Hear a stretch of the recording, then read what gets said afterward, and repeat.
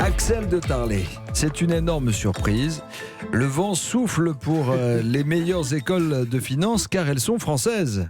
Voilà, classement du Financial Times. C'est pas un classement qui sort De chez nous. Voilà, de chez nous. Donc le Financial Times, c'est la Bible du monde des affaires à Londres, qui publie son classement annuel des meilleures formations du monde en finance. Alors on aurait pu s'attendre, je m'attendais à trouver les grandes universités américaines, Harvard, Stanford, Cambridge. Oxford, Cambridge, etc.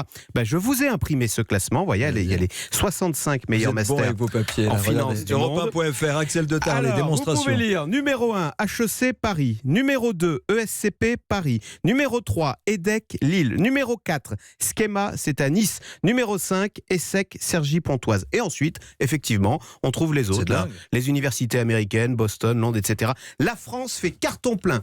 Numéro 1, numéro 2, numéro 3, numéro 4, numéro 5 pour les meilleures formations au métier de la finance du monde. Alors quand on lit ça, on ne peut pas s'empêcher de penser à cette fameuse petite phrase, Jean-Michel, de François Hollande. C'était au Bourget le 22 janvier 2012. Pour le plaisir, on écoute. Dans cette bataille qui s'engage, je vais vous dire qui est mon adversaire. Cet adversaire, c'est le monde de la finance. Alors écoutez, quelle incroyable ironie, parce que la finance, n'en déplaise à François Hollande, elle est made in France. La finance, elle s'enseigne en France et pas ailleurs. Et d'ailleurs, le Financial Times n'en revient pas, il écrit un long article en expliquant, la voilà, la véritable exception culturelle des Français.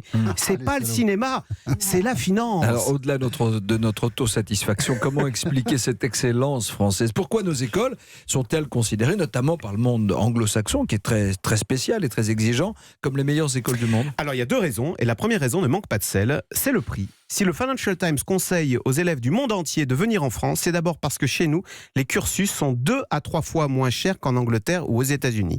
Et le deuxième atout très important qu'on trouve en France et qu'on ne trouvera pas ailleurs, le Financial Times l'écrit, vous avez en France des élèves qui sortent des classes préparatoires avec un niveau exceptionnel en mathématiques. Or, les maths, c'est très important en finance. On le sait en France et on en fait le reproche souvent.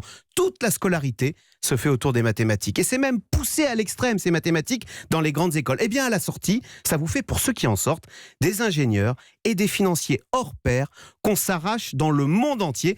Car effectivement, Paris n'étant pas une grande place financière comme Londres ou New York, ces financiers, ensuite, ils partent à l'étranger. Vous voyez, c'est comme pour le foot. La France est un excellent sorte de formation qui fabrique des élites qui malheureusement ensuite s'en vont. C'est un peu triste.